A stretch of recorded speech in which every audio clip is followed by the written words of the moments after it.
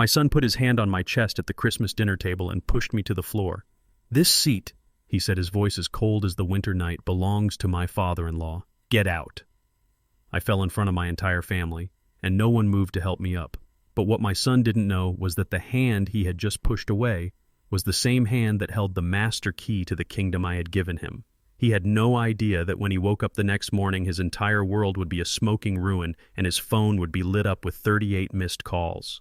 Before I tell you how I turned off the lights on my own son's empire, let me know where you're watching from in the comments below. And be sure to like and subscribe if you believe that respect is not a gift but something that is earned. My name is Caleb Hayes. I'm 75 years old. For 45 of those years, I was an electrical engineer. I didn't just work with wires and circuits. I built systems. I founded Hayes Electrical from the back of my pickup truck with a $2,000 loan and a belief in the simple, powerful logic of a closed circuit. 45 years later, it was one of the largest electrical contracting firms in the state of Michigan. I built it. My wife Lena and I built it. And last year I handed the keys to the kingdom over to my only son Marcus. I thought I was passing on a legacy. I've since learned I was only handing him a weapon to use against me. The story begins on Christmas Eve in a house I did not recognize. It was my son's house, a massive modern mansion in one of those wealthy Detroit suburbs where the old auto baron money had been replaced by a new flashier kind of wealth. I had paid the down payment on it as a wedding gift. As I walked up the heated stone pathway, the air was filled with the sounds of a perfect curated Christmas, the soft melody of a jazz piano trio playing Silent Night, the clinking of glasses, the murmur of polite, sophisticated laughter. It was a beautiful performance. But as an engineer, I know that a system's true nature is revealed not in its performance, but in its wiring. And the wiring in this house was all wrong.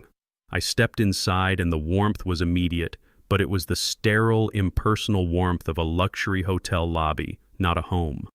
The Christmas tree was a towering, professionally decorated monstrosity, its ornaments all a uniform, fashionable shade of silver and white.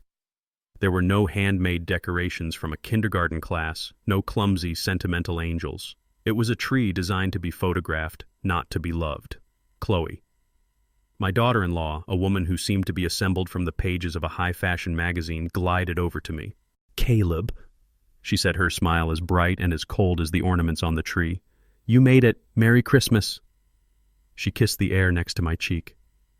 "Merry Christmas, Jessica," I said, still calling her by her full name, a small, quiet act of resistance she had never liked. I looked around the crowded living room at the sea of unfamiliar, wealthy faces. And then I looked towards the dining room. The long, magnificent table was set for 20, and at the head of the table, the seat that had been mine by tradition for 30 years, the seat of the patriarch of the Hayes family, sat another man, Robert Thompson, Jessica's father, a man who had inherited his fortune and had always looked down on me as a man who had to work for his. He was holding court, a glass of expensive scotch in his hand, laughing loudly at his own joke. My seat. Jessica followed my gaze. She didn't flinch. "Oh," she said, her voice a smooth, dismissive purr. "Robert is telling one of his stories. We thought as our guest of honor he should have the best seat in the house." Her words were polite, but the message was a blade. I was no longer the head of this family. I was a guest in its new, upgraded version. The coup had been quiet, elegant, and bloodless, and it was already over. Jessica glided away, her duty done, leaving me standing in the entryway. I was a stranger in my own son's home, a ghost at a feast I had paid for. I moved through the living room, a slow, quiet progress through a sea of unfamiliar, wealthy faces. Men in expensive sweaters and women dripping with quiet old money jewelry nodded at me with polite, disinterested smiles. I was an anomaly here, a relic from a different, less polished world.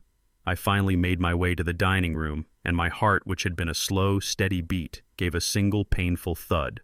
The long, magnificent table was a work of art set for 20 with gleaming silver and crystal that I recognized as my own wedding china, a gift from my wife Lena's parents.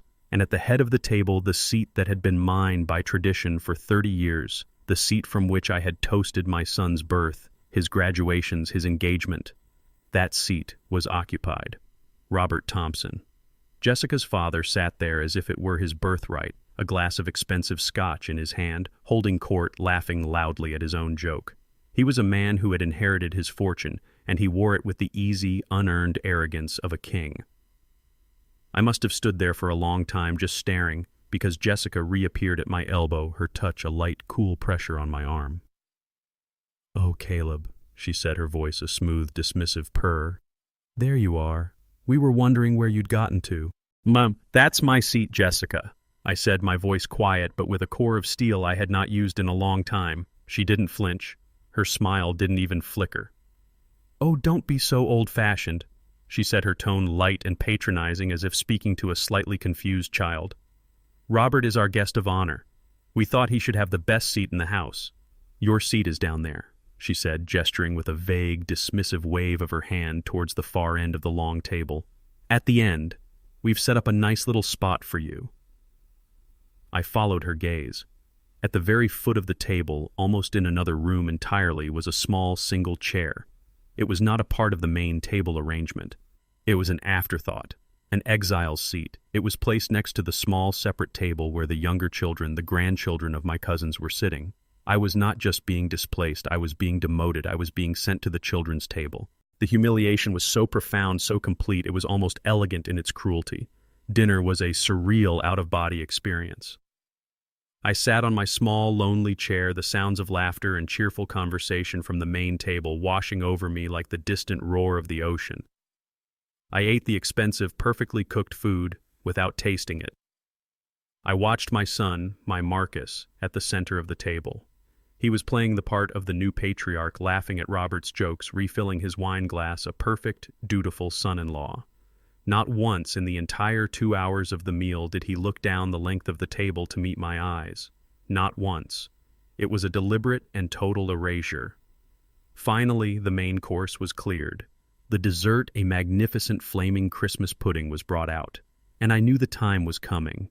The toasts, the speeches. For 30 years since my own father had passed, I had been the one to give the Christmas toast. It was a tradition. A simple speech about family, about gratitude, about the memory of those who were no longer with us. It was a thread that connected our past to our present. And tonight, I would not be silenced.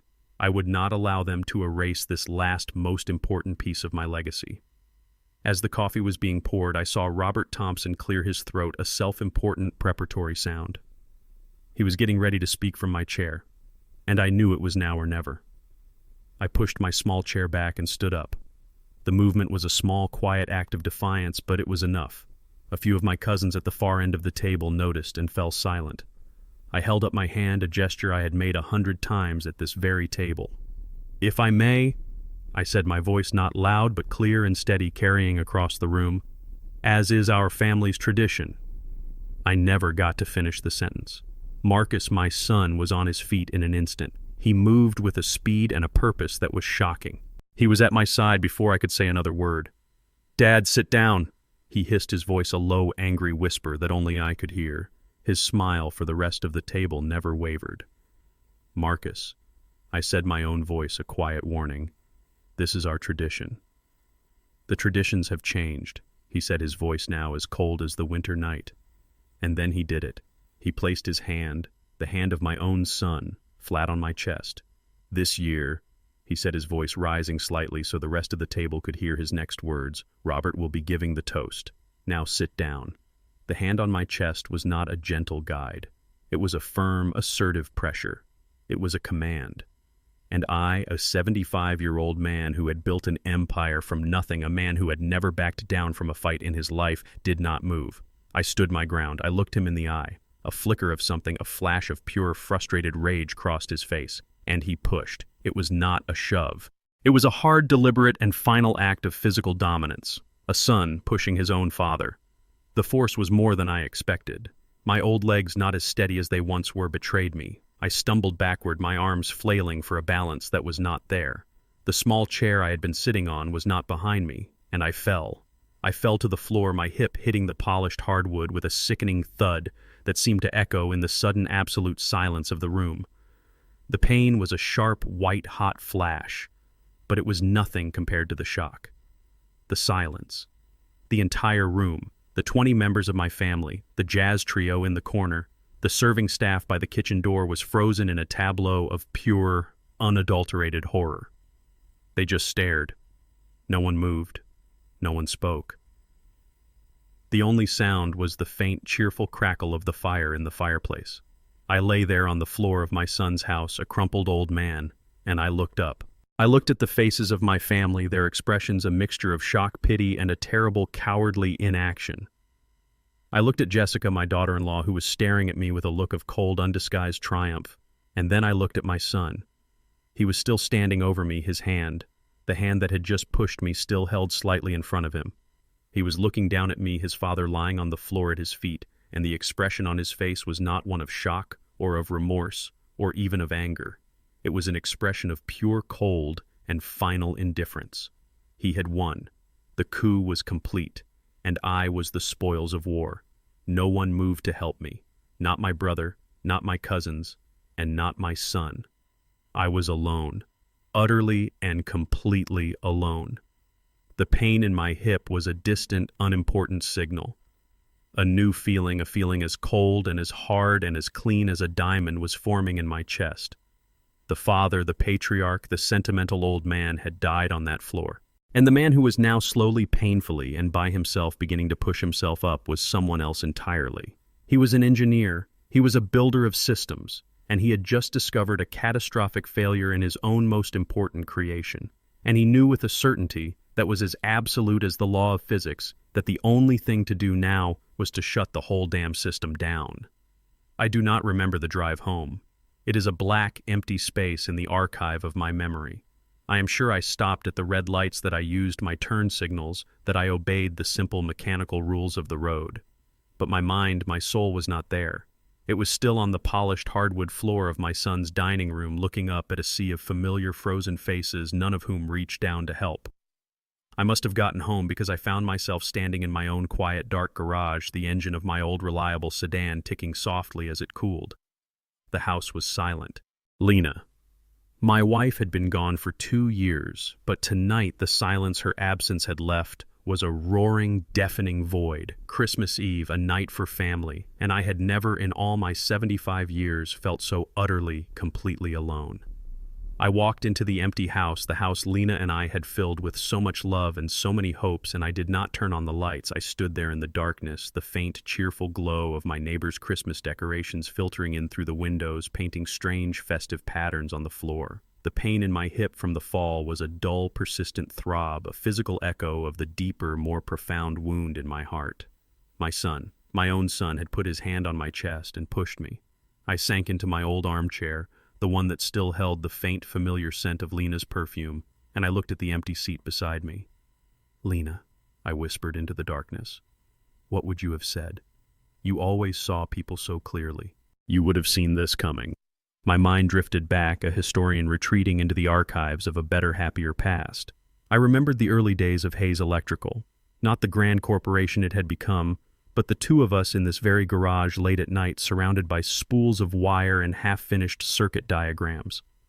I would be working on a prototype, my hands stained with grease and solder, and she would be at a small card table meticulously managing the books, her sharp, intelligent mind making sense of the numbers that always swam before my eyes.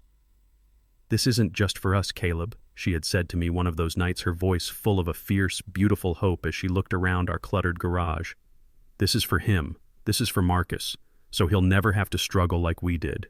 We're building a foundation, a legacy for him to stand on." A legacy. That was the word she had always used. For her, the company was not just a business. It was a testament to our partnership, a promise to our son. Every building we wired, every project we completed, from the smallest residential home to the massive gleaming towers of downtown Detroit, was a brick in the foundation of that legacy. I had taught Marcus everything I knew. I had taken him to job sites when he was just a boy, letting him hold the tools, explaining the simple, elegant logic of a closed circuit. I had watched with a father's bursting pride as he excelled in engineering school, as he joined the company, as he learned the business, not from the top down, but from the ground up. And last year at my retirement party, I had handed it all to him. I had stood on a stage in front of all our employees, and I had given him not just the title of president and CEO, but the legacy Lena and I had spent our lives building. I had given him the keys to the kingdom. And tonight, he had used that kingdom's power not to build, but to cast me out. He had pushed me to the floor to make room for a man who had inherited everything and built nothing. He had traded his own father, his own history, for the cheap, glittering prize of his father-in-law's approval. The pain of my son's betrayal was a physical, burning thing. It was a fire consuming the happy memories, turning them to ash. But as I sat there in the darkness, another feeling began to rise through the pain. It was a feeling I knew well. It was the feeling I got when I was on a job site looking at a complex schematic and I found a single critical flaw in the design. It was the cold, clear, and quiet hum of a system that had been pushed past its breaking point. It was the feeling of an engineer who has just identified a catastrophic failure. The father in me was wounded, heartbroken, lost in the grief of what he had lost. But the engineer was awake. And he knew with the absolute unshakable certainty of a law of physics that a flawed system left uncorrected will inevitably and catastrophically collapse. My son had introduced a fatal error into the system I had built, and it was my duty, my final duty as its creator, to fix it. The house was quiet, the night was deep, and in the cold, dark silence of my empty home, a new schematic, a new and terrible plan began to take shape. I stood in the darkness of my own living room, the faint, cheerful glow of my neighbor's Christmas lights painting strange, festive patterns on the floor. The pain in my hip from the fall was a dull, persistent throb, a physical echo of the deeper, more profound wound in my heart. My son. My own son had put his hand on my chest and pushed me to the ground, not in anger, but with a cold, dismissive indifference, as if I were a piece of furniture that was in his way. I had been cast out not just from my seat at the table, but from my own family, from my own life. The father in me, the man who had held that boy in his arms, who had taught him how to solder a circuit board, who had beamed with a pride so fierce it was a physical ache on the day he graduated from engineering school, that man was drowning in a sea of grief. He wanted to call Marcus, to scream, to weep, to demand an explanation. He wanted to understand how the loving, bright-eyed boy he had raised had become this cold, cruel stranger. He was searching for a reason, for a place where he had gone wrong. Did I spoil him? The father's voice screamed in the silence of my mind. Did I give him too much too easily? Did I, in building a kingdom for him, forget to teach him how to be a good man? For an hour, maybe more, I let that man grieve. I let him wander through the dark, silent rooms of the house, touching the ghosts of a happier past. I looked at the photograph on the mantelpiece, the last one of us all together with Lena, my beautiful, brilliant wife, taken just before she got sick. We were all smiling, a happy family, a lie. But as the waves of pain crashed over me, something else stirred in the depths. A part of my mind, a part that had been honed by 45 years of discipline, of looking at the world not as a chaotic mess of human emotion, but as a series of interconnected logical systems, began to assert itself. The engineer in me, the man who had built Hayes Electrical from a dream in a garage into a corporate giant, began to come online. The engineer was not interested in grief. He was interested in diagnostics. He looked at the evening's events not as a personal tragedy, but as a catastrophic system failure. I had designed a system, a family, a business. Its purpose was to generate not just profit, but prosperity, love, and a legacy of integrity. That system was now clearly broken. I began to analyze the problem with a cold, professional detachment. The system I had designed, the one where love and respect were supposed to be the primary conductors of power, had been bypassed. A foreign parasitic component, Jessica's ambition, Robert's arrogance, had been introduced. This foreign component had infected the system's primary operator, my son, and was causing a critical power surge of greed and entitlement that threatened to burn the whole thing to the ground. My son's action, the physical push, was not just an act of disrespect. In engineering terms, it was a diagnostic signal. It was a red light on a control panel, a screaming alarm that signaled a core meltdown was imminent. He was no longer a reliable operator. He had been compromised. He had, in his arrogance, tried to rewrite the system's core programming to replace its foundational principles of integrity and hard work with a new corrupting code of status and unearned power. And what does an engineer do when faced with a critical runaway system failure? You do not get emotional. You do not try to reason with a short circuit. You do not try to negotiate with a meltdown. You act. You follow the emergency protocols. You isolate the faulty component, you cut the power, and you shut the whole damn system down before it can cause any more damage. The pain was still there, a low burning fire in my chest. But it was no longer a paralyzing force. It was being transformed, transmuted into something else. It was becoming fuel. The cold, clear, and quiet hum of a system that had been pushed past its breaking point. The hum of an engineer who has just identified a critical failure. And who knows, with the absolute, unshakable certainty of a law of physics, that it is his duty to fix it. I walked into my study, the place where I had designed the first schematics for Hayes Electrical, the command center of my life's work. I turned on the single green-shaded lamp on my desk. The room was bathed in a quiet, focused light. I looked at the framed copy of my first patent hanging on the wall, and I remembered. I remembered the fail-safe. When I had handed the company over to Marcus, I had given him the keys to the kingdom. But I had, on Charlie's wise and cautious advice, kept one key for myself. A key he did not know existed. The founder's key. A master administrative password hard-coded into the very bedrock of the company's digital infrastructure, a key that could override any other user, any other protocol. It was a fail-safe, a final ultimate control measure designed for a disaster scenario I had never ever believed would happen. My decision was made. The path forward was no longer shrouded in the fog of a father's grief. It was a clear, sharp, and logical schematic. An emotional confrontation was pointless. You cannot reason with a corrupted code. You can only cut the power. I would not fix my son's character with words, but I could and I must reassert control over the system to prevent a total meltdown. My hand, which had been trembling just an hour before, was now perfectly steady as I reached for the phone. I dialed Charlie's private number. He answered on the first ring, his voice thick with sleep. "Caleb, it's after midnight. Is everything okay?" "Charlie," I said, and my voice was not the voice of his grieving friend. It was the voice of an engineer in the middle of a 5-alarm crisis, a voice stripped of all emotion, a voice of pure cold and absolute command. "It's happened. There's been a hostile takeover attempt at the company, and a critical system failure within the family." There was a pause on the other end of the line, the sound of a man waking up very, very quickly. "What are you going to do?" he asked. "I'm initiating a full system shutdown," I said, my eyes fixed on the glow of my computer screen. "Emergency protocol. I need you to be ready for the legal fallout in the morning. It's going to be significant." "I'm on my way," he said, and hung up. I turned to my computer. The father was gone. The engineer was now in control, and it was time to go to work. I drove home through a city that was a ghost town. The streets of Detroit, usually so full of life, were quiet and empty, bathed in the soft, multicolored glow of a million Christmas lights. Every house I passed was a warm, bright picture of family, of togetherness, of a peace that I no longer had. The lights were not cheerful. They were a mockery, a series of bright, shining insults to the cold, dark silence in my car and in my heart. When I got home, I stood in the darkness of my own living room for a long time. The house Lena and I had filled with so much love and so many hopes, felt like a tomb. The pain in my hip from the fall was a dull, persistent throb, a physical reminder of the deeper, more profound wound that had been inflicted.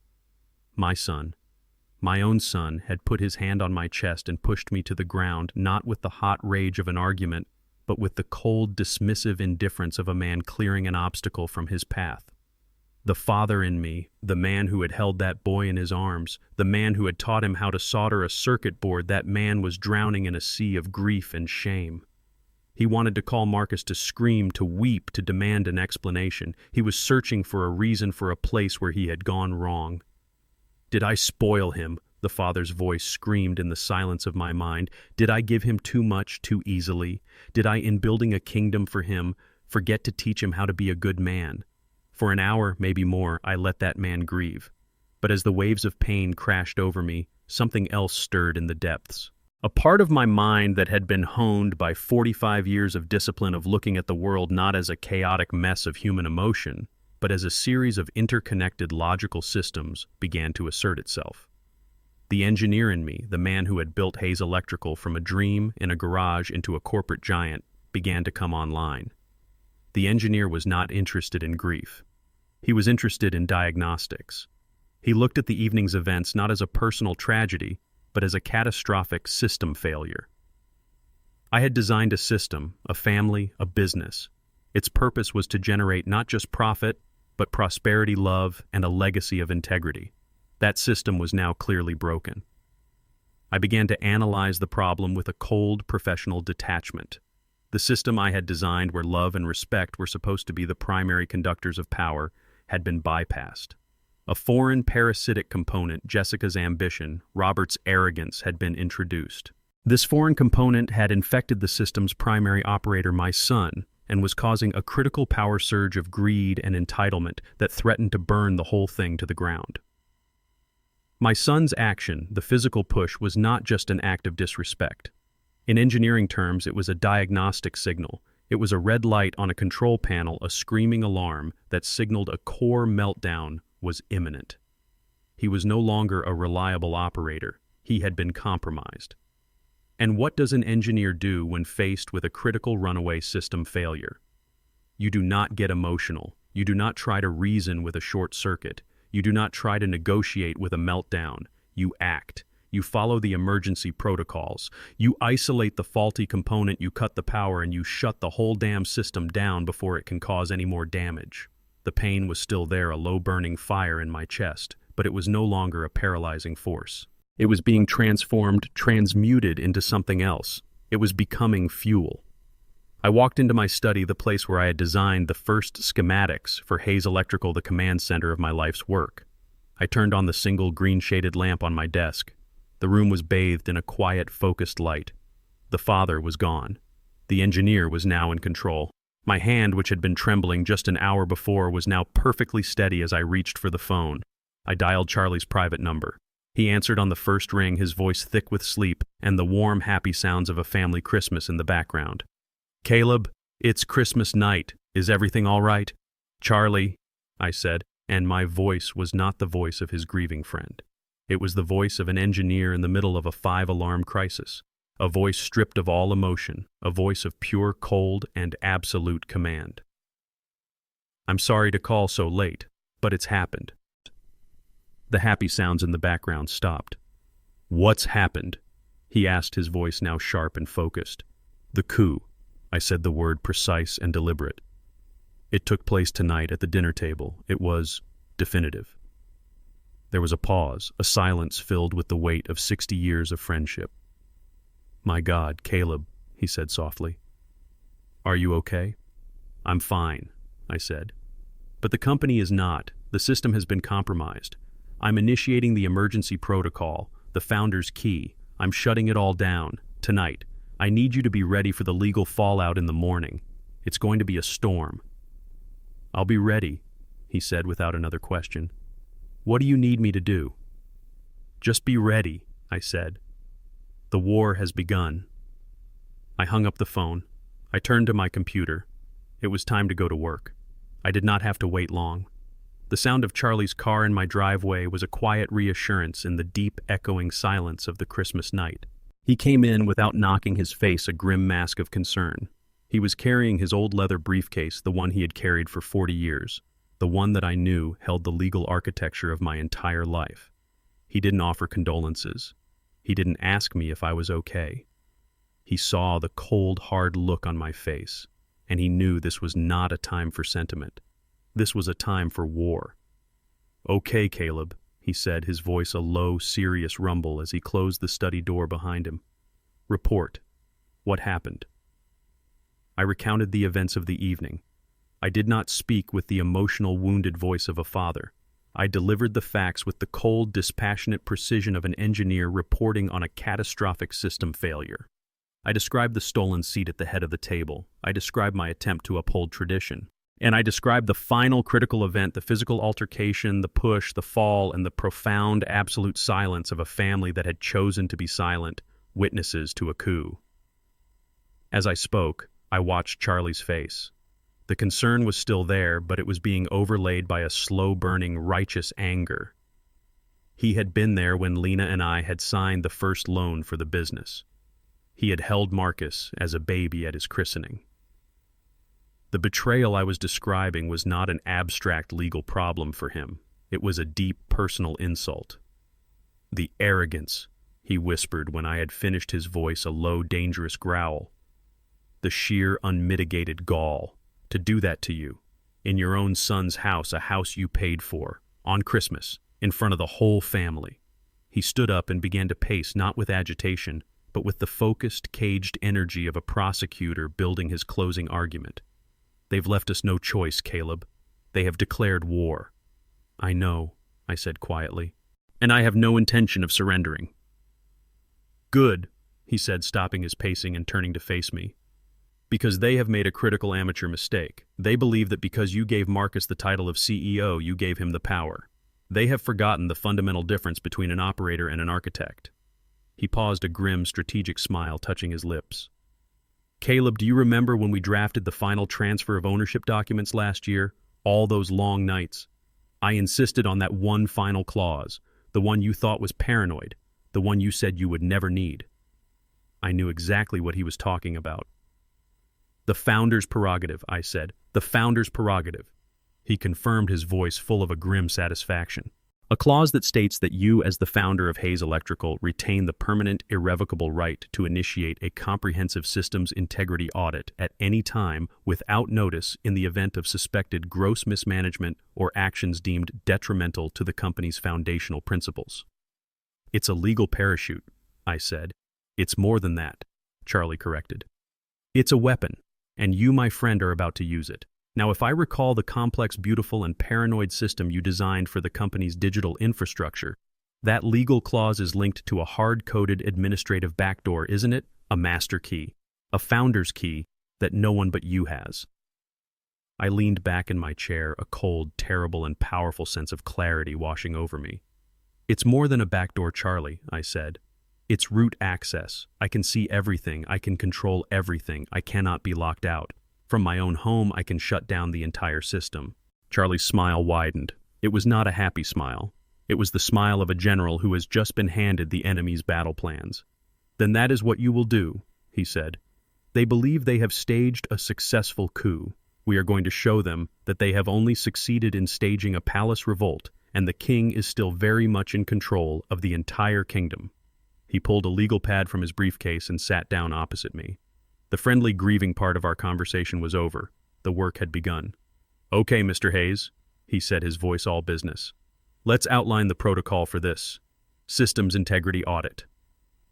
For the next hour, we planned the demolition with the same precision I had once used to design the company's first power grid.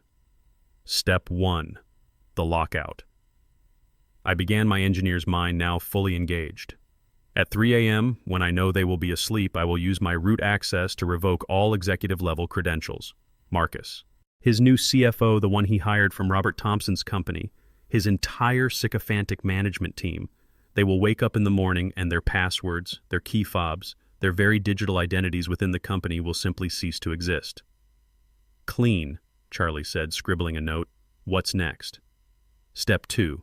The communications blackout. I continued. I designed the company's server architecture. I can reroute the main servers in less than 5 minutes. All incoming client emails, all calls to the main corporate lines will be diverted to a new secure server that I will set up on my own machine. To the outside world, it will appear as if Hayes Electrical has simply vanished off the face of the earth. Brutal, Charlie murmured with deep appreciation. And the final blow? Step 3, the financial freeze, I said. This is the most critical part. I still have founder-level access to the company's financial software, the system that interfaces with our corporate bank accounts.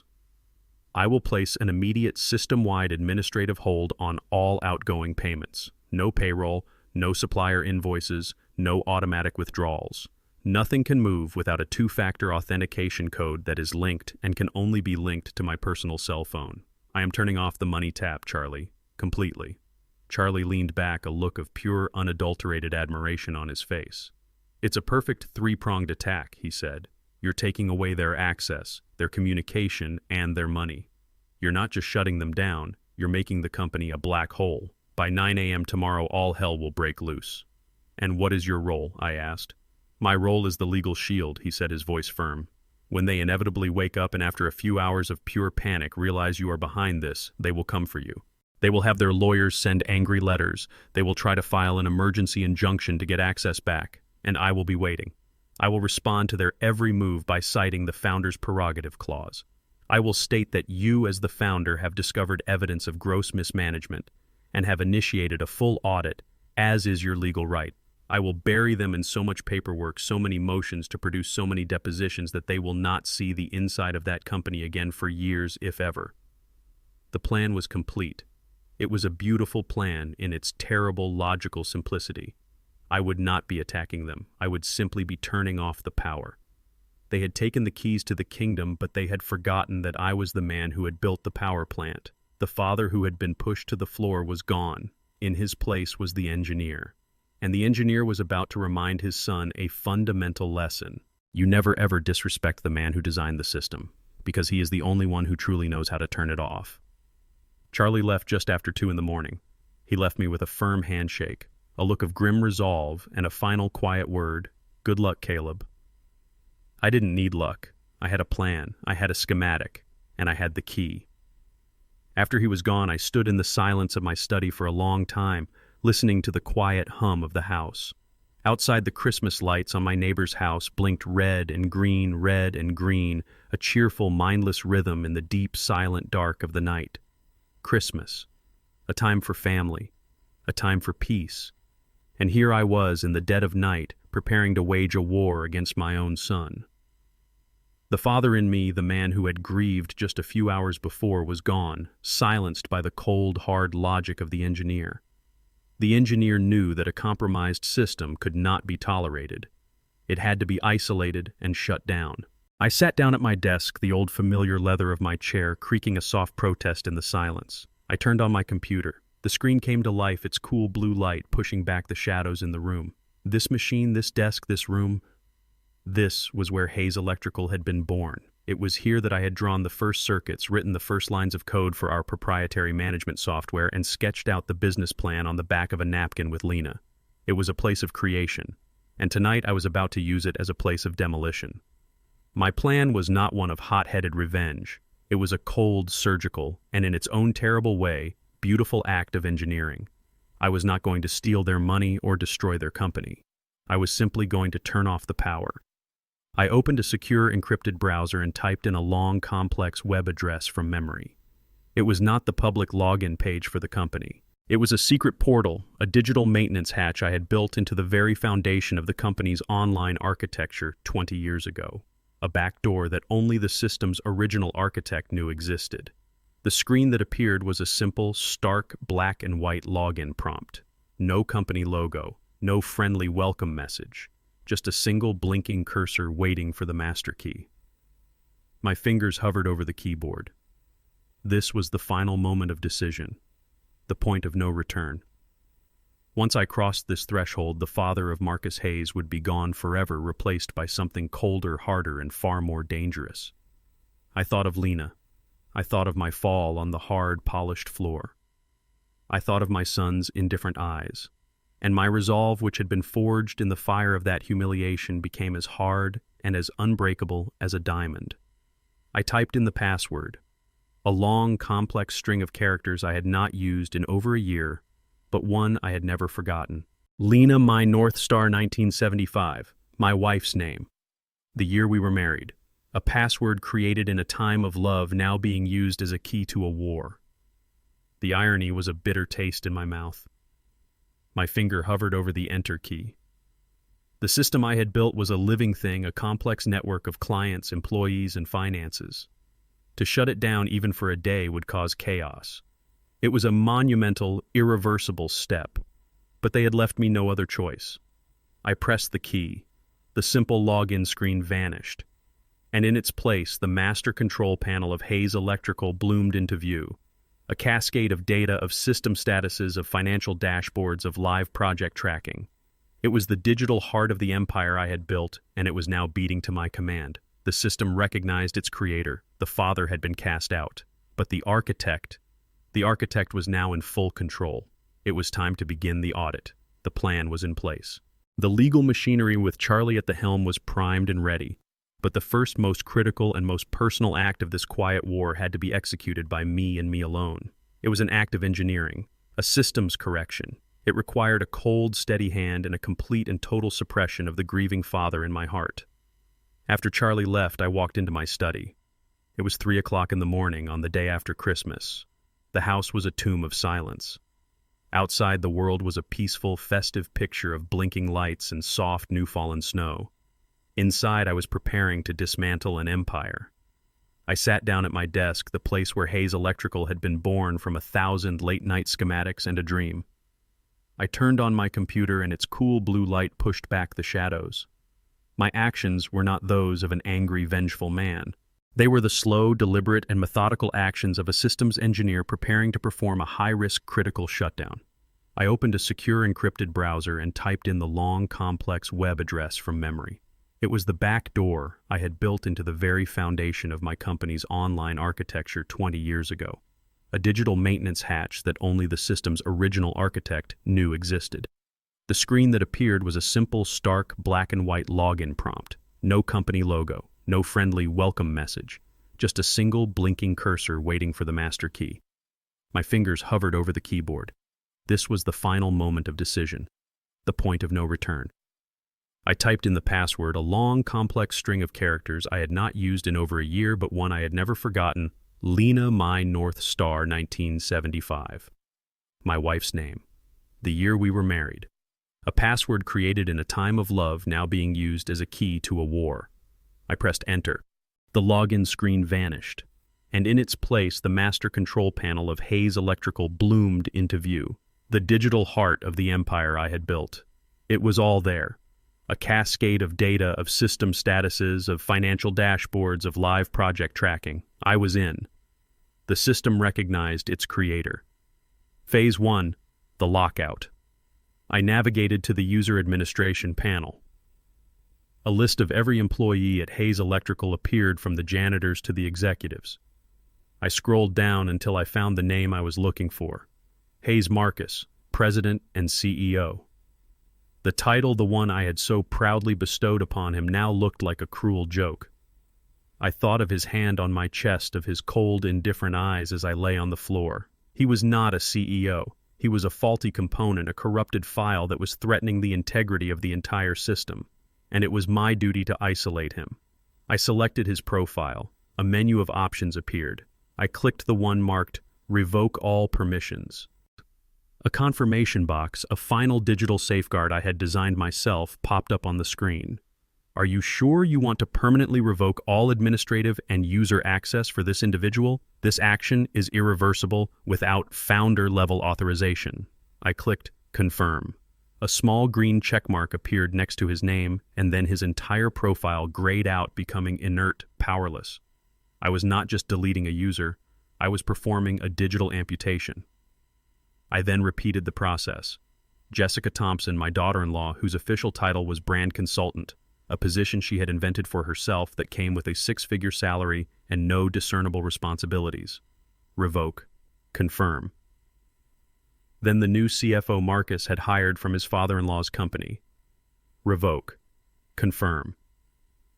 One by one, I moved down the list of the new executive team, the sycophants and yes-men Marcus had surrounded himself with. I was not a father disowning his son. I was an engineer, quietly, cleanly, and efficiently purging a virus from the network. Phase 2. The communications blackout. A company is a living organism. Its emails and phone calls are its central nervous system, the pathways that connect it to the outside world, to its clients, to its suppliers. I was about to perform a procedure that would leave the body intact but render the brain completely and suddenly deaf, dumb, and blind. I navigated to the network architecture and server management panel. Before me was a digital map of my company's information flow, a complex, beautiful system I had designed from scratch. Buried deep in the code was a contingency script I had written years ago, a protocol for a disaster scenario like a catastrophic server failure or a hostile cyber attack. The script was called Ghost Protocol. When activated, it would seamlessly and instantly reroute the company's main DNS records. I located the script and highlighted it. I took a deep breath. This was a major step. It would cause chaos not just for Marcus but for our clients. But it was a necessary step. The chaos was the message. I clicked Execute. Another confirmation box appeared. Execute Ghost Protocol. This will take all primary communication servers offline and reroute incoming data to the secure backup server. This action will result in a total communications blackout for all standard users. I clicked Confirm. On the screen, I watched as lines of code scrolled rapidly. Digital pathways were being severed and new ones were being created. The main email exchange server, the heart of the company's daily life, was taken offline. A new secret server, a server whose existence was known only to me, was activated as the sole recipient of all incoming data. To the outside world, to our biggest clients, to our most important suppliers, it would simply appear that Hayes Electrical's servers were down. But for Marcus, when he woke up, it would be a total information blackout. He would be the captain of a ship standing on the bridge, and all of his instruments would be dead. Phase 3. The financial freeze. This was the final and most critical step. Money is the lifeblood of a company. I was not going to drain the blood. I was simply going to stop the heart. I navigated to the proprietary financial software, the system that linked our accounting to our corporate bank accounts. The main dashboard appeared a live, real-time overview of the company's financial health. Millions of dollars in operating capital, a long list of accounts receivable, and most importantly, a long list of accounts payable scheduled for the next business day. Payroll for our 300 employees, a massive payment to our primary copper wire supplier, a dozen other crucial transactions. I looked at the payroll file. This was the one part of the plan that gave me pause. This would affect innocent people, good people, the men and women who were the true heart of Hayes Electrical. But I knew this was a temporary measure. The freeze was a message to my son, not a death sentence for the company. I would make it right, but first the lesson had to be delivered. I navigated to the Master Administrative Controls, a section of the software that was protected by a separate, even more complex password. I entered it. The screen that appeared had a single ominous-looking button. It was a failsafe I had designed at Charlie's insistence, a final ultimate kill switch. It was labeled Activate Founder's Failsafe. I moved the cursor over the button. A warning box, the final guardian at the gate, appeared. Activating this protocol will place an indefinite administrative hold on all outgoing financial transactions from all company accounts. All scheduled payments will be suspended. No new transactions can be initiated. This action is irreversible without a two-factor authentication code sent to the founder's registered device. Proceed. I looked at the warning. I thought of Lena. I thought of my fall on the hard, polished floor of a house I had paid for. I thought of my son's cold, indifferent eyes. I thought of the future of the company I had built, a company that was being run by a fool who thought a seat at a table was the same as a lifetime of hard work. I clicked Proceed. The work was done. The system was now inert. I had, in the space of a single hour in the dead of a silent Christmas night, turned my multi-million-dollar corporation into a ghost ship, a perfect, beautiful, and utterly lifeless machine.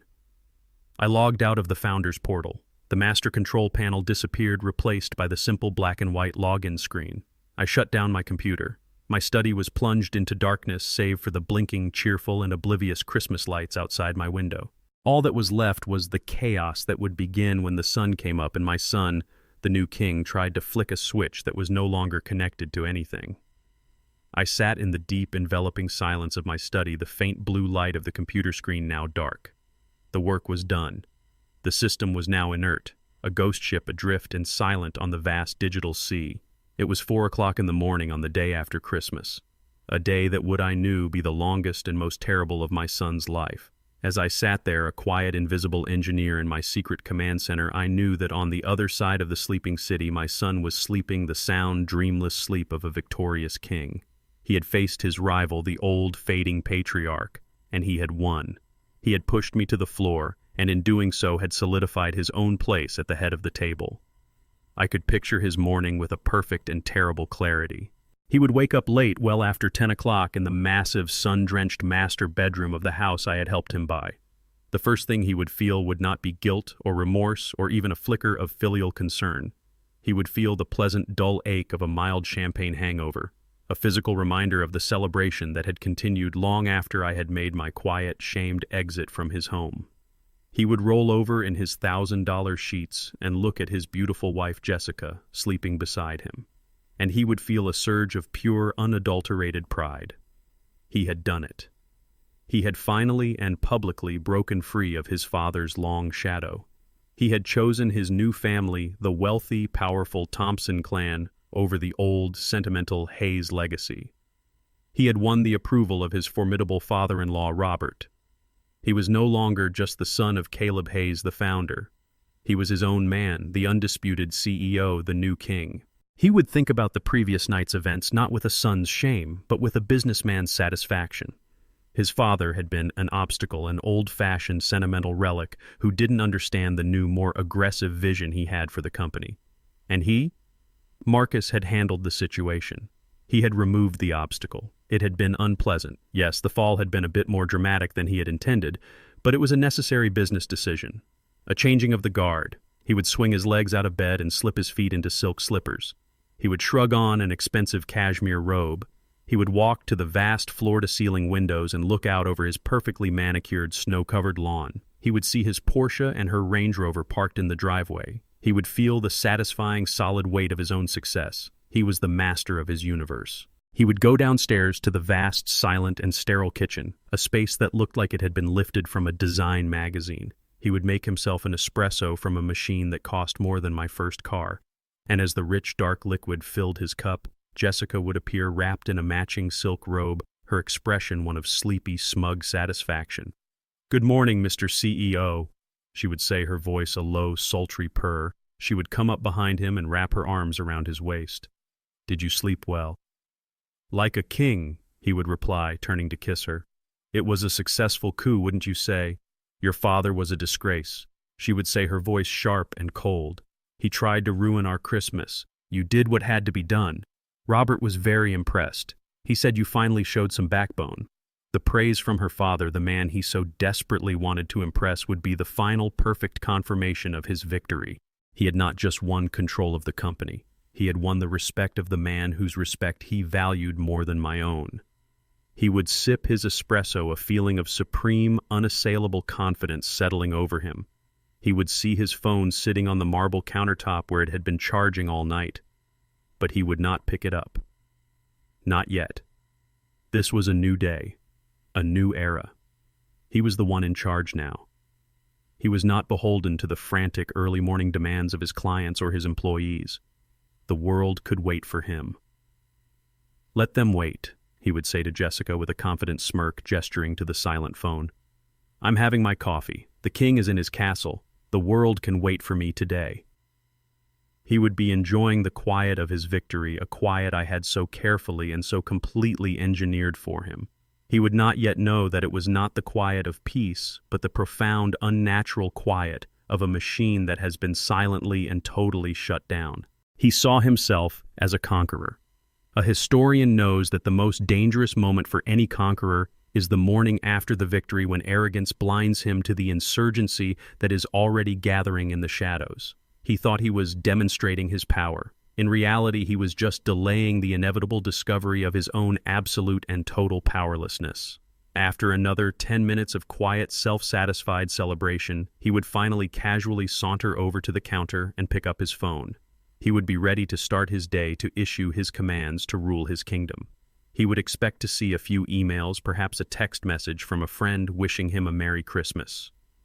He was about to discover that while he had been sleeping the sound, dreamless sleep of the victor, his kingdom had been silently and completely burning to the ground. I sat in the quiet of my new empty apartment, a cup of hot tea warming my hands, and I watched the sun rise over the Chicago skyline. The city was waking up, a giant, complex machine humming back to life. On the other side of the country, in a quiet, sterile mansion in Detroit, another smaller machine, my company, my legacy, was failing to do the same. Its heart had been stopped in the dead of night, and its new self-proclaimed master was about to discover that the throne he had so proudly claimed was nothing more than a powerless, empty chair. I could picture the scene with the cold, satisfying clarity of a perfectly designed schematic. Marcus would have awoken late, basking in the warm, golden light of his victory. He would have felt like the new king, the man in charge, the son who had finally and decisively eclipsed the father. He would have enjoyed his espresso, laughed with his beautiful wife, and with the casual arrogance of a man who believes the world revolves around him, he would have finally graciously decided to check his phone. He would pick it up expecting to see the digital equivalent of his subjects bowing to him. a few laudatory emails from his executive team, a text message from his father-in-law congratulating him on his newfound backbone. Instead, he would find a revolution in progress. The lock screen of his phone would be a bloodbath of notifications. 38 missed calls, 112 text messages, 247 unread emails. The numbers themselves would be a shock, a sudden jarring intrusion of chaos into his perfect, well-ordered morning. At first, he would be more annoyed than alarmed. He would see the names Dave, his operations manager, Sarah, his CFO, and the name of the senior project manager from their biggest client, the Sterling Tower project. "My God," I could hear him saying to Jessica with a condescending chuckle. "It seems they can't survive a single holiday without me. The children can't run the daycare on their own." He would try to access his email first to see what all the fuss was about. He would tap the icon, his thumb swiping with an air of bored impatience. He would enter his password, the one that unlocked the digital kingdom he now commanded, and he would be met with a single brutal and incomprehensible line of red text, "Access denied, user credentials not found." He would stare at it baffled. He would try again, typing the password more slowly, more deliberately this time. "Access denied." He would assume it was a tech glitch, a minor irritating bug in the system. "Damn it, department," he would mutter, his annoyance growing. "Can't keep the servers running for a single holiday." He would then try to log into the company's main project management portal to see the status of the Sterling Tower project. A different login screen, the same password, the same soul-crushing result, "Access denied." He would try the financial software, the accounting dashboard. "Access denied, access denied, access denied." He would feel the first cold tendrils of a new and unfamiliar emotion, not annoyance, but a creeping, gnawing unease. The keys he had been given, the keys to his kingdom, suddenly no longer fit the locks. As he stood there staring at the useless screen of his laptop, his phone would ring. The caller ID would read, "Dave, Operations." He would answer, his voice still attempting to project an aura of command. "Dave," he would snap. "What the hell is going on? The whole system seems to be down." The voice that would come back would not be the calm, professional voice of his subordinate. It would be the frantic, terrified voice of a man on a sinking ship. "Marcus, thank God I've been trying to reach you for hours. It's a catastrophe. The entire system is gone. Our email servers are offline. The client portal is a ghost town, and all the corporate phone lines are dead. It's like we've been wiped off the face of the internet." "Calm down, Dave," Marcus would say, his own heart now beginning to hammer in his chest. "It's a server issue. It has to be. Call the IT department. Get them on it." "I can't," Dave would cry. "Their phones are dead too. Nobody can get in touch with anyone. And Marcus, it gets worse. The Sterling Tower project, their project manager has been calling my personal cell all morning. He's furious. They can't access the project files. They can't get updates. They can't reach anyone. He says if we don't re-establish contact and confirm the wiring schematics by the end of the day, they're invoking the penalty clause in the contract. We're talking about a 7-figure penalty, Marcus." As Marcus tried to process this, the scale of the disaster dawning on him, another call would come in, this one from the corporate bank. "Dave, I have to take this," he would say, his voice a strained whisper. He would switch lines. "Mr. Hayes." The voice of his bank manager, a man who was usually so obsequious, would sound formal and deeply concerned. "I'm calling about some highly unusual activity on your corporate accounts. An administrative hold was placed on all outgoing transactions at approximately 3:05 a.m. this morning. We were unable to process this morning's payroll run or the wire transfer to your primary supplier in Chicago. Everything is frozen." "Frozen." Marcus would repeat the word, a lump of ice in his own throat. "What do you mean frozen? On whose authority?" And then the bank manager would deliver the final killing blow. The single sentence that would make the entire horrifying picture come into a sudden, terrible focus. "The hold was initiated by the system's primary architect, sir," the banker would say. "It was triggered by a protocol we have never seen before, a protocol called the Founder's Failsafe." Founder's Failsafe. In that moment, the word founder would cease to be a quaint historical title, a name on a plaque in the lobby. It would become what it had always been, the source of all power, the name of the man who had built the machine and who, with a few quiet keystrokes in the dead of night, had just brought it to a grinding, silent halt.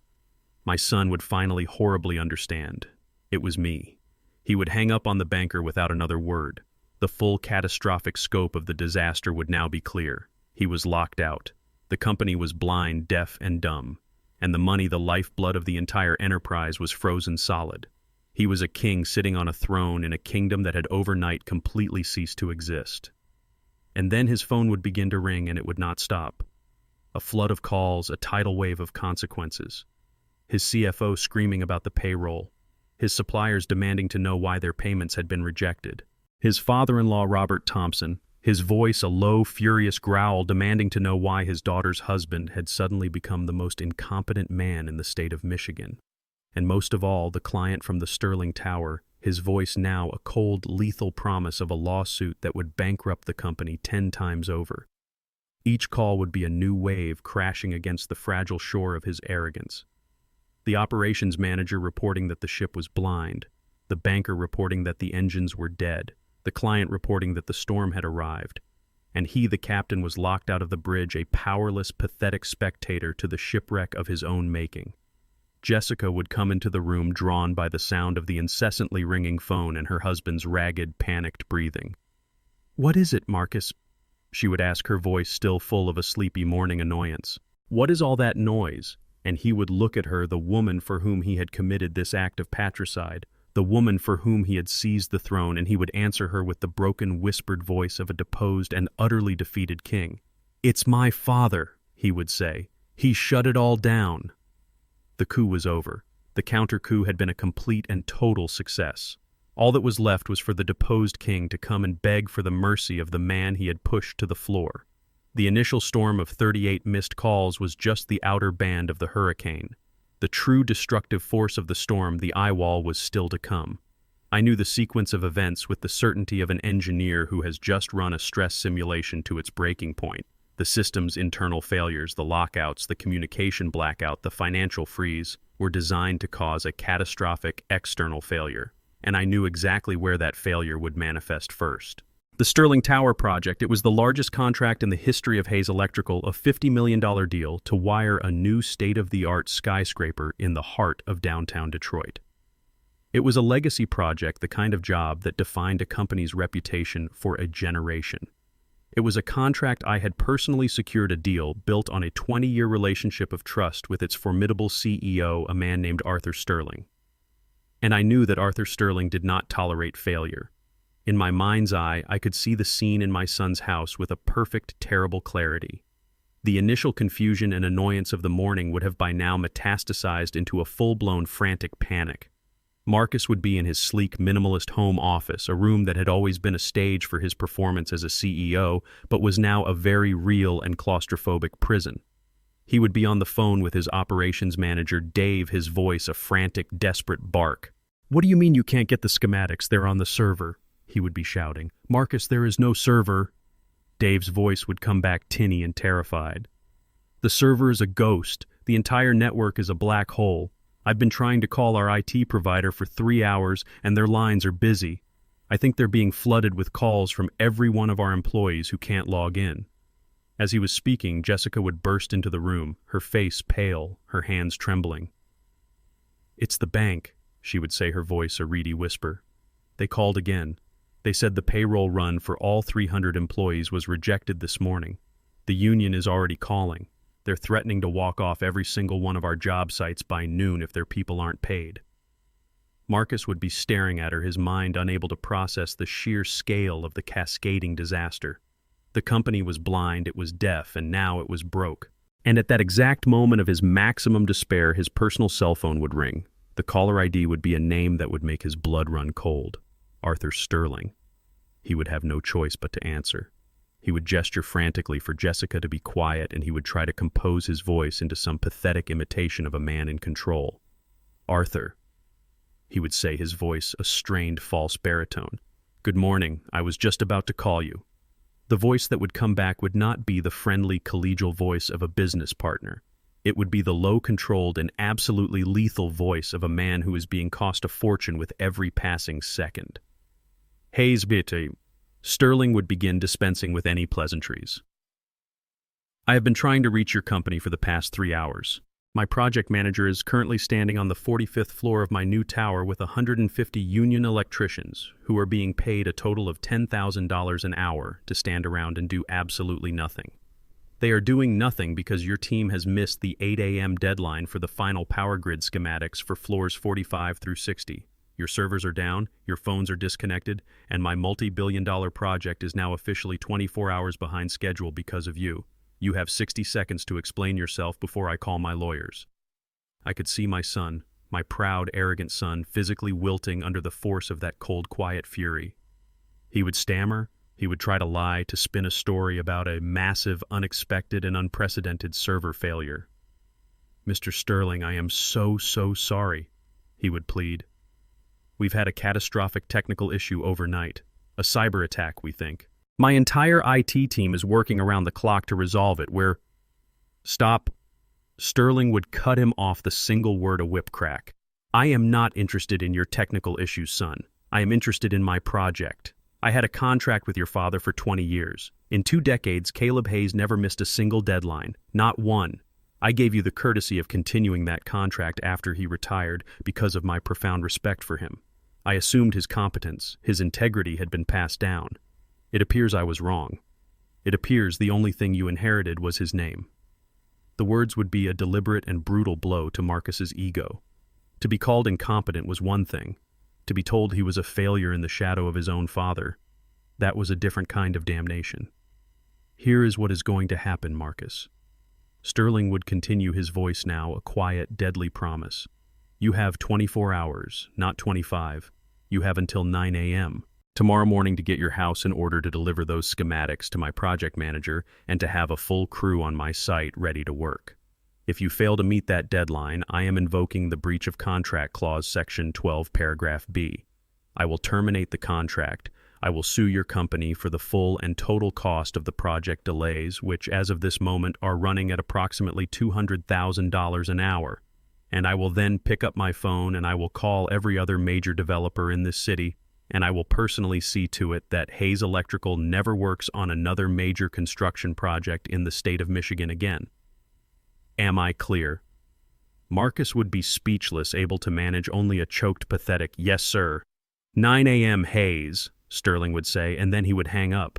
The silence that followed the click of the disconnected line would be the silence of the abyss. Marcus would be left holding the dead phone, his face ashen, the full world-ending scope of the disaster now terrifyingly clear. This wasn't just a temporary problem. This wasn't just an angry client. This was an extinction-level event for the company his grandfather and I had spent our lives building. Jessica would be staring at him, her face a mask of horror. "What was that?" she would whisper. "What did he say?" Marcus would look at her, the woman for whom he had committed his act of patricide, the woman for whom he had seized the throne, and he would answer her with the broken, whispered voice of a deposed and utterly defeated king. "That was the sound of the end of the world," he would say. "We have 24 hours, or we're finished. Everything. The company, the house, us. It's all over." The panic would no longer be a rising tide. It would be a tsunami that had just crested over their heads. And in that desperate, drowning moment, my son would finally, at long last, understand the true nature of power. He would understand that the title on his business card was a fiction. He would understand that the real power, the power to create and the power to destroy, still rested in the steady, quiet hands of the man he had pushed to the floor on Christmas night. He would look at Jessica, his face a mask of pure, abject terror. "We have to go see him," he would say. "We have to go to my father, now." The ultimatum from Arthur Sterling was not a threat. It was a death sentence, a 24-hour countdown to the complete and utter annihilation of Hayes Electrical. In my quiet, detached hotel room, I knew this was the final crushing weight that would break them. Their internal panic, which had been a chaotic, disorganized storm, would now become a focused, frantic, and ultimately futile race against an impossible clock. I could picture the frantic, panicked hours that followed in their cold, white mansion, with the terrible clarity of an engineer watching a system's inevitable catastrophic failure. The first call I knew would be to the IT department. Marcus, still clinging to the tattered illusion of his own authority, would try to command his way out of the crisis. I could see him in his sleek home office, a room designed to look like the command center of a tech mogul. His voice a frantic, angry bark into the speakerphone. "I don't care what you have to do, Michael," he would be shouting at his head of IT. "I don't care if you have to tear the servers apart with your bare hands. Get the system back online. Now." The voice that would come back would be the calm, steady voice of a man who is a professional but who is also utterly helpless. "Marcus, I've already told you." Michael would say, his tone a mixture of frustration and fear. "I can't. We're locked out. And I don't mean we've forgotten a password. I mean we are locked out at the root level. The core architecture. I've run every diagnostic I have. This isn't a crash, it's not a glitch, it's a deliberate, systematic lockdown. The system logs are a ghost town except for a single terrifying entry at 3:05 a.m. It just says, Systems Integrity Audit Initiated Founders Prerogative Clause 12B. And the user level that initiated it. It's a level we've never seen before. A ghost user with a designation I didn't even know existed. It's just called the Architect. Marcus would stare at the speakerphone, the words Founders Prerogative and the Architect echoing in the silent, expensive room. He would be trying to shout orders at a system that no longer recognized his voice. He was a king screaming commands in an empty throne room, unaware that the castle itself had been designed by a man who had kept a secret key to every single door. "There is no override, Marcus." Michael would finish, his voice full of a grim finality. "My hands are tied. Only the founder can reverse this." While Marcus was failing on the technical front, Jessica would be launching her own assault on the financial front. She would be in the other corner of the office, her voice a syrupy, charming purr into her own phone, speaking to their corporate banker. She would be playing the card that had always worked for her, the card of social status, of quiet, old money authority. "David, darling," she would be saying, "there seems to have been a terrible, silly mistake. Some sort of automated hold has been placed on our accounts. I need you to remove it, immediately. We have a payroll run that needs to go out." The banker's voice would be a wall of polite, impenetrable corporate policy. "Jessica, I understand your frustration, but my hands are tied. The founder's fail-safe protocol is a legally binding instrument in your corporate charter. I've had our legal team review it this morning. It was put in place at the company's inception by Mr. Caleb Hayes. It requires a specific encrypted two-factor authentication code from a device registered solely to him. Without that code, I cannot legally release a single dollar. To do so would be a federal offense, and I can assure you I am not going to prison for your payroll problem." "But this is absurd," she would protest, her charming purr beginning to fray at the edges. "I am Mrs. Hayes. My father is Robert Thompson. And with all due respect, ma'am," the banker would reply, his voice now as cold as the vault he guarded. "If Jesus Christ himself called me and asked me to override a founder's fail-safe, the answer would still be no. My advice to you is to speak to Mr. Caleb Hayes." She would slam the phone down, her face a mask of disbelief. She was trying to use her social status as a key, but she was trying to open a vault door made of federal banking regulations. Her charm was useless against the cold, hard logic of the system my old friend and I had so carefully built. Their final, desperate hope would be their most powerful ally, their new king, Robert Thompson. They would get him on a conference call, their voices a duet of panicked desperation. They would explain the situation, the lockout, the frozen accounts, the ultimatum from Arthur Sterling. They would be expecting him to make a call to pull some strings, to use his immense power and influence to make this problem go away. The silence on the other end of the line when they finished would be long and terrifying, and the voice that would come back would not be the voice of a concerned father-in-law. It would be the voice of a ruthless tycoon, a man who saw Marcus not as a son, but as a failed investment. "Let me get this straight." Robert's voice would boom, a low reptilian growl of pure cold fury. "You let your senile old man, a man you pushed to the floor on Christmas Eve, lock you out of your own company, a company that you were supposed to be running, and now you've managed to antagonize Arthur Sterling, a man I have been trying to get a meeting with for 5 years. Are you an idiot, son, or are you just incompetent?" "Robert, please," Trevor would plead. "We just need you to make a call." "I will not make a call," Robert would snarl. "I will not attach my name, my reputation to this spectacular display of amateur-hour incompetence. This is your mess. You created it. You will fix it. Do not call me again until you have." And he would hang up. The final door had slammed shut. They had turned to their new king for aid, only to find that he had no interest in a losing army. Their new foundation, the one they had betrayed me for, the one built on the shifting sands of wealth and status, was revealed to be nothing but a mirage. They would be left alone in their silent, expensive office. The only sound would be the incessant mocking ringing of their phones.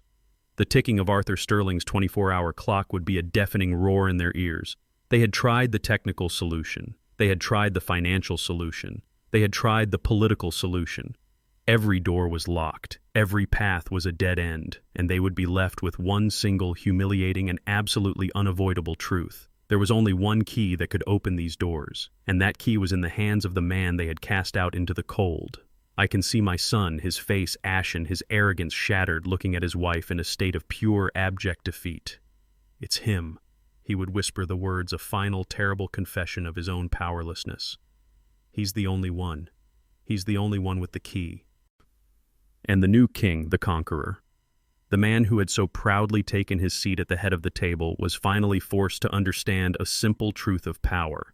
The man who builds the system will always, in the end, control it. And now he had no choice but to come as a beggar to the door of the architect. The ultimatum from Arthur Sterling, as I knew it would, had transformed their problem from a financial crisis into an existential one. Their frantic, panicked hours of trying to fight the system I had built had been a complete and utter failure. Every door they had tried to open had been locked. Every ally they had tried to call had turned their back. They were left with one single humiliating and absolutely unavoidable truth. Their only hope for survival, the only key that could restart their world, was in the hands of the man they had publicly humiliated and physically assaulted on Christmas night. They came the next morning. I was in my study, a cup of hot tea in my hand, a book of Civil War history open on my lap. I was not waiting for them, but I was expecting them. The knock on my door when it came was not the angry, demanding pound of a CEO in a hurry. It was a hesitant, almost timid tapping sound, the sound of a beggar. I did not rush to the door. I took a slow, deliberate sip of my tea. I carefully placed a bookmark in my book to mark my page. I was the one in control now. The clock was no longer theirs. It was mine. I walked to the front door and opened it. The two people standing on my porch were strangers. I recognized their faces, of course, but the arrogant, confident, and powerful beings who had inhabited those faces just 2 days ago were gone, replaced by these two broken, terrified refugees. Marcus, my son, the new king, the man who had stood over me with such cold indifference, was a ruin. His expensive suit was rumpled as if he had slept in it. His normally clean-shaven face was covered in a desperate, patchy stubble. His eyes, the eyes that had been so full of a cold, dismissive power, were now red-rimmed and hollow, filled with a pleading animal terror I had never seen in him before. The conqueror was gone. In his place was a scared little boy who had finally and catastrophically discovered the real-world consequences of his own actions. And Jessica, the beautiful, untouchable Ice Queen. Her perfect icy facade had melted, leaving behind a mess of smudged makeup and tear-streaked cheeks. Her stylish, expensive hair was a tangled wreck. The designer clothes she wore, the armor of her social status, now looked absurd, a costume for a play that had been violently and permanently canceled. The woman who had looked at me with such contempt, who had directed me to a child's seat at the end of her table, now looked at me with the desperate, pleading eyes of a condemned prisoner begging for a pardon from the king. They stood there on my porch, not as conquerors, but as supplicants seeking asylum from a storm of their own making. For a long, silent moment, no one spoke. They just stood there, stripped of all their former power, their desperation, a palpable, shivering thing in the cold morning air. It was Marcus who finally broke the silence. His voice was not the confident baritone of a CEO. It was a hoarse, broken whisper. "Dad," he said, the single word, a complete and total confession of his defeat.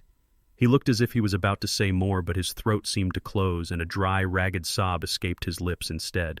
I did not speak. I did not show anger. I did not show triumph. I simply looked at them, my face a calm, unreadable mask. My silence was a weapon, a mirror in which they could see the full, ugly reflection of their own desperation. I was the historian, quietly, calmly observing the final, pathetic moments of a failed and corrupt regime. "Caleb," Jessica began, her voice a reedy, trembling thing I barely recognized. "Please, we messed up. We messed up so bad. We are so sorry." Her apology was not born of remorse. It was born of terror. They were not sorry for what they had done. They were sorry they had been caught. They were sorry for the consequences. I could see it in their eyes, but I continued to play my part. I remained silent. Dad, please. Marcus whispered, tears now openly streaming down his face. You have to help us. Arthur Sterling. He's going to ruin us. The contract is everything. If we lose it, the company is finished. We're finished. You're the only one. You're the only one who can fix this. We'll do anything. Anything you say. Anything. It was the word I had been waiting for. The word of total, unconditional surrender. I looked at my son's face, and for the first time in years, I did not see the arrogant CEO or the dismissive young man. I saw a child who was in over his head, a boy who had been given a powerful machine and had driven it recklessly off a cliff. There was no love in me, not anymore. But there was perhaps a faint, distant echo of a father's duty. Not the duty to save him, but the duty to teach him. I stepped back from the door, a silent, non-committal gesture. I did not invite them in warmly. I simply created an opening. They stumbled into my house, the house of the man they had cast out, the house that was now their only and final hope. The interrogation was about to begin. They stumbled into my study, the room where I had made the decision to dismantle their world, and they looked like shipwreck survivors who had washed ashore on a hostile island. The arrogance, the confidence, the casual, cruel power they had wielded just 2 days before was gone, replaced by a raw, ragged, and deeply pathetic desperation. I did not ask them to sit. I remained in my old leather armchair, a book open on my lap, and I simply watched them. My silence was a vacuum, and I knew their panic would rush to fill it. It was Marcus who broke first. He took a hesitant step forward, his hands held out in a gesture of supplication. Dad, he began, his voice a hoarse, broken whisper. We are so sorry. I am so sorry. What I did at Christmas, it was unforgivable. I was trying to impress Robert. I was stupid. I was weak. I am so sorry. Jessica, seeing her cue, immediately began to weep quiet, desperate sobs that were a far cry from the theatrical wailing she had performed before. Caleb, she whispered, her eyes red and swollen. We made a terrible mistake. A horrible, horrible mistake. But please, you have to help us. You have to turn the company back on. Arthur Sterling. He's going to ruin us. He gave us until tomorrow morning. Please, we'll do anything. Anything you say. I said nothing. I just looked at them, my face a calm, unreadable mask. My silence seemed to unnerve them, to make them more desperate. They had come here with a script of apology and contrition, and I was refusing to read my lines. Their apologies were not for the betrayal, not for the humiliation, not for the monstrous plan to cast me out of my own home. Their apologies were for the failure of their plan. They were not sorry for pushing me. They were sorry that I had the power to push back. I could see it in their eyes. This was not remorse. This was damage control. When their initial wave of apologies met only a wall of my silence, the second stage of their performance began, the excuses, the desperate, frantic attempt to shift the blame.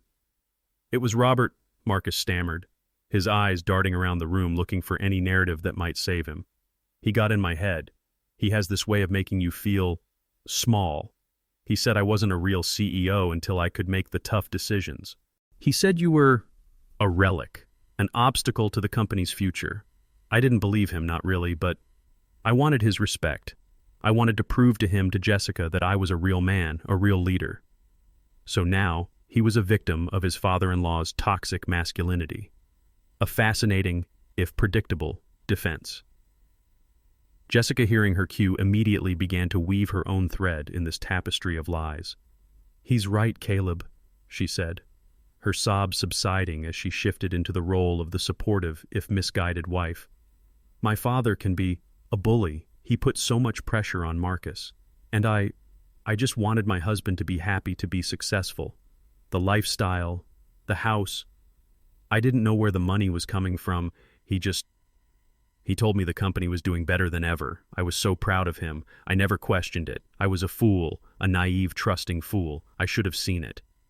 It was a brilliant performance. The weak, manipulated husband and the naive, trusting wife. Two innocent victims caught in the crossfire of older, more powerful men. My father-in-law and me. It was a story designed to absolve them of all agency, of all responsibility. I listened, my face impassive, and the historian in me marveled at their creativity. They were like the leaders of a failed state now standing before a tribunal, each one desperately trying to rewrite history, to recast themselves as patriots who had been led astray by bad advisors. They were offering me each other's heads on a platter, hoping I would accept one and spare the other. When the excuses and the blame shifting also met with the same unnerving silence from me, the final ugliest stage of their performance began. The raw, selfish, and utterly honest pleading.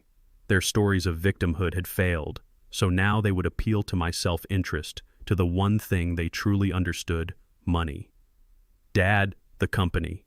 Marcus said, his voice now a desperate, whining plea. "Think about the company. Everything you and Mom built. Everything. It's all going to be gone. The lawsuits from Sterling alone will bankrupt us. The reputation of Hayes Electrical will be destroyed forever. Is that what you want? Is that what Mom would have wanted? To see her name? Our name dragged through the mud." Jessica jumped in her own plea, just as nakedly selfish. "My father will disown me," she wept. "My friends, I'll be a laughingstock. The videos from Christmas, they're already everywhere. My life will be over. We'll have nothing. We'll be on the street." They went on like this for a long time, a rising, falling tide of tears, apologies, excuses, and threats. They circled the room, they knelt, they begged, they threw every ounce of their considerable performative talents into this final desperate gambit. They were trying to find the right combination of words, the right emotional key that would unlock the forgiveness and the bank account of the man they had so profoundly misjudged. I let them exhaust themselves. My silence was a vacuum, and they were desperately, frantically trying to fill it with any words that might save them. Finally, their energy ran out. Their arguments were spent. Their tears were dry. They were left in the middle of my study, two defeated, pathetic figures surrounded by the wreckage of their own lies. They were silent, their ragged breathing the only sound in the room. And then, and only then, did I speak. My voice, when it came, was not the voice of a father. It was not angry. It was not sad. It was the quiet, cold, and dispassionate voice of an engineer delivering a final systems diagnosis. "Are you finished?" I asked. They both looked up, stunned into silence by the coldness of my tone. I did not address their apologies. I did not address their excuses. I ignored their entire hour-long performance as if it had never happened. "The problem you have," I stated, my eyes moving from my son's face to his wife's, "is not a family problem. It is a business problem. It is a catastrophic systems failure, and it will be addressed as such." I stood up from my chair.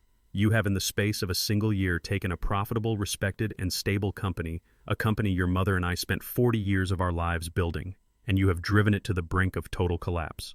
Arthur Sterling's ultimatum is not the cause of this crisis. It is a symptom of a much larger disease: your incompetence, your arrogance, and your profound and absolute lack of character." I walked over to my desk and picked up a single sheet of paper. It was a formal letter which I had typed that morning. "I will consider a solution," I said, my voice leaving no room for negotiation. "But it will not be on your terms. It will be on mine. This is not a conversation. This is an instruction." I looked at my son. "You will be at the Hayes Electrical main office tomorrow morning, 9 a.m. sharp. You will be in the main boardroom. You will instruct your entire executive team, the ones you hired, to be there as well. We will have a meeting to discuss the future, if any, of the company." They stared at me, their faces a mixture of a new dawning hope and a new, colder kind of dread. I was not the forgiving father they had come to beg from. I was the founder, the owner, the chairman of the board they had forgotten existed. I was the man in charge. I walked to the door of the study and held it open. "You may see yourselves out," I said. They had come to my house seeking a father's mercy. They left with a CEO's summons. They thought they were in a family drama. They were about to learn they were in a corporate restructuring, and their positions, I knew, were about to be eliminated. I arrived at the Hayes Electrical headquarters at precisely 8:45 a.m. I did not go inside. I sat with Charlie in his car in the parking garage across the street in a spot that gave us a clear view of the executive entrance. The building, a sleek, modern tower of glass and steel that I had commissioned just 5 years before my retirement, gleamed in the cold morning sun. It was a monument to a lifetime of hard work, a symbol of the Hayes legacy. And today, it was a battlefield. I knew what was happening up on the top floor in the main boardroom I had designed.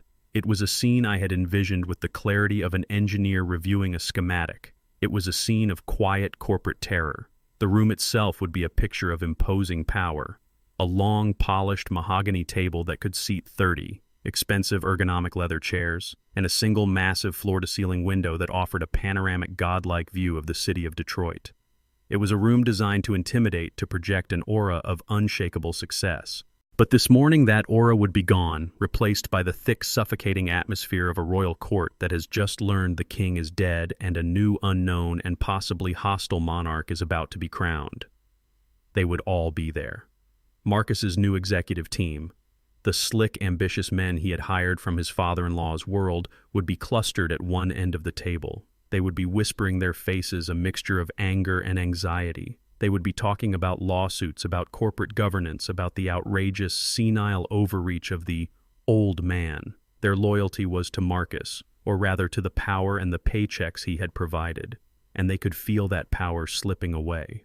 At the other end of the table, the old guard would be sitting in a quiet, watchful silence. Men like Dave, my old operations manager, a man who had started with me in the garage 30 years ago. Men who remembered Lena. Men who understood the company's true foundation was not in its stock price, but in its reputation for integrity. They would be nervous, but underneath their nervousness there would be a faint, flickering spark of hope. They were not loyal to the title of CEO. They were loyal to the company itself. They were sensing the possibility of a restoration. And in the middle of it all, at the head of the table in the grand leather chair that I had once occupied, would be my son. He would be a ghost at his own funeral. I could see him pale and exhausted, his expensive suit looking like a costume that was 2 sizes too big for him. He would be trying to project an aura of calm, of a leader in control of a temporary crisis. But his trembling hands, his darting, terrified eyes would betray him. He was no longer the CEO. He was a defendant sitting in a courtroom of his own making, waiting for the judge to enter and deliver his sentence. And beside him, a statue of brittle, furious defiance would be Jessica. She would be trying to rally the troops to project a strength her husband no longer possessed. "This is absurd," I could hear her saying in a low, fierce whisper to the nervous executives. "He can't just waltz in here and take over. We have lawyers. There are rules. This is a hostile, illegal action."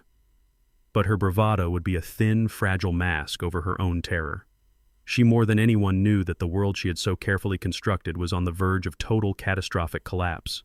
The clock on the boardroom wall, a large, elegant piece I had chosen myself, would be ticking each second a hammer blow against the tense silence. 8:58. 8:59. They would be a room full of condemned prisoners waiting for the sound of the executioner's footsteps in the hall. They had come here summoned by a man they had dismissed, a man they thought they had defeated. They did not yet understand that the company was never the prize, it was only ever the battlefield. And the man who had designed that battlefield was about to return. At precisely 9 o'clock, the heavy oak doors to the boardroom would swing silently open, and we would be standing there, me and Charlie. I would not be the broken old man they had last seen, a crumpled figure on a polished floor. I would be wearing my best suit, the one I had worn to the signing of the Sterling Tower contract. I would be standing tall, my face would be calm, my expression unreadable. Beside me, Charlie, his old leather briefcase in his hand, would look like the personification of quiet corporate and legal authority. The waiting was over. The judge had entered the courtroom, and the trial was about to begin.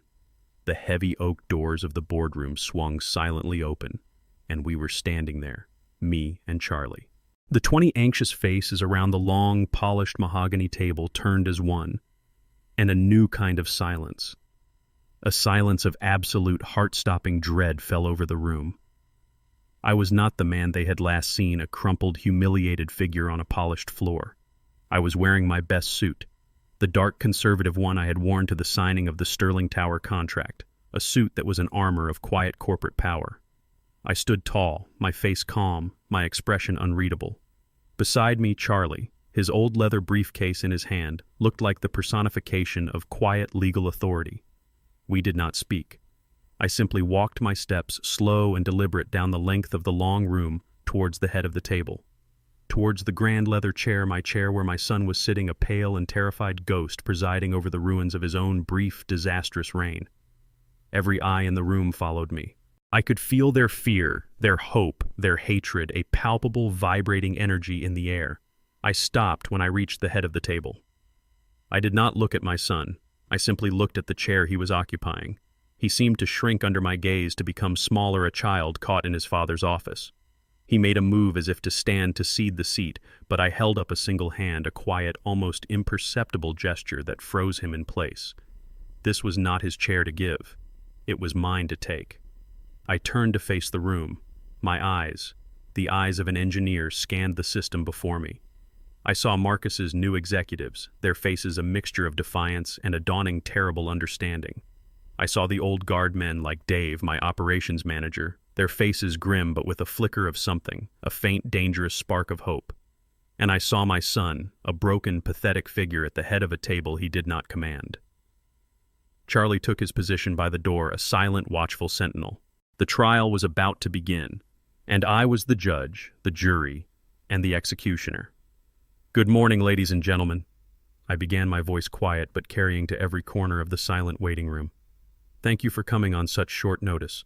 I am Caleb Hayes, the founder of this company, and I am here today to conduct a systems integrity audit."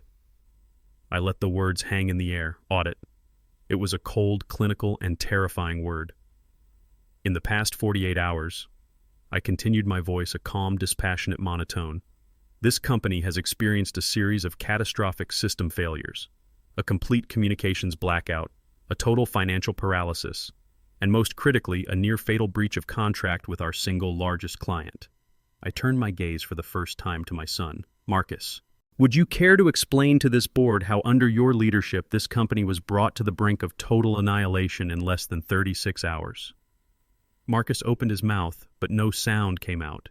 He was a fish gasping for air in a boat that was already on the shore. "I didn't think so," I said, my voice still quiet, still calm. "The problem this company has is not a technical problem. The servers did not fail. The software did not crash. The problem," I said, my eyes sweeping across the faces of his new executive team, "is a human problem, a leadership problem, a problem of character." I began to walk slowly along the side of the table, my hands clasped behind my back. "I founded this company on two simple principles: excellence and integrity. We did the job right, and we did it honestly. That was the foundation. That was the entire schematic. And for 40 years, that foundation held. This company weathered recessions and strikes and market crashes, and it survived. It thrived. Because our clients' men, like Arthur Sterling, knew that our word was our bond." I stopped and looked at my son again. And then a new leadership took over. A leadership that believed that the foundation of this company was not integrity, but image. A leadership that believed that a seat at the head of the table was a prize to be won, rather than a responsibility to be earned. A leadership that in its arrogance, its incompetence, and its profound and absolute lack of character managed to do in 1 year what our worst enemies could not do in 40. They broke it. They broke the system. I saw a flicker of defiance in Jessica's eyes. She started to speak. "This is—" "You will be silent," I said, not turning to her, my voice not rising, but taking on an edge of pure cold steel that made her flinch as if struck. "You are a guest at this meeting. You have no position, no authority, and no voice here." The room was as silent as a tomb. I had re-established the chain of command. I returned to the head of the table. I looked at Marcus, and for a long moment the engineer stepped back, and the father, the heartbroken, disappointed father, spoke. "I gave you a kingdom son," I said, my voice now a low, sad whisper. "I gave you the work of my entire life, my legacy, your mother's legacy. And you treated it like a toy. You surrounded yourself with fools and sycophants who told you what you wanted to hear. You valued the approval of men like your father-in-law, a man who has never built a single thing in his entire life, over the principles that this company was built on. And on Christmas night you made your choice. You chose his world over mine. You chose the illusion of power over the reality of responsibility." I let the words sink in. I saw the shame, the true soul-crushing shame, finally dawn in my son's eyes. "And so now," I said, my voice hardening again, the engineer returning, "I am making my choice." I took out my phone, typed in a short code, and pressed send. Across the room, the massive presentation screen on the wall hummed to life. The company's internal network, the email servers, the client portal, it all came back online. A collective gasp of relief went through the room. "The system is now operational," I announced. "The communications blackout is over. The financial freeze has been lifted. The wire transfer to your primary supplier has been processed. And the final schematics for the Sterling Tower project were emailed to Arthur Sterling's project manager 5 minutes ago. I have spoken with Arthur personally. The contract is secure. The crisis is over." A wave of relief so powerful it was a physical thing washed over the room. Marcus slumped in his chair, his body trembling. He thought it was over. He thought he had survived. He thought his father had just come to save the day, to fix the problem, and then to retreat back into his quiet retirement. He was wrong. "However," I said, my voice cutting through their relief like a surgeon's scalpel, "the audit is not over. It is just beginning. As of this moment, I am invoking the Founder's Prerogative Clause 12B, and I am reassuming my position as the Chairman and Chief Executive Officer of Hayes Electrical effective immediately." I looked at his executive team. "Your services," I said, my voice a flat final verdict, "are no longer required. You will be escorted from the building by security. Your severance packages will be minimal." And then I turned finally to my son. I looked down at him, not with anger, not with hatred, but with the cold, dispassionate gaze of a systems engineer about to decommission a faulty piece of hardware. "As for you, Marcus," I said, "you are not fired. That would be too easy. No, you have been reassigned. Your position as president and CEO has been eliminated. Your new title," I said, savoring the words, "is Project Manager Trainee Level 1. Your salary will be adjusted accordingly. You will report directly to Dave, the man you were so eager to replace. Your first assignment will be on the Sterling Tower project. You will be on site in a hard hat at 6 a.m. every morning.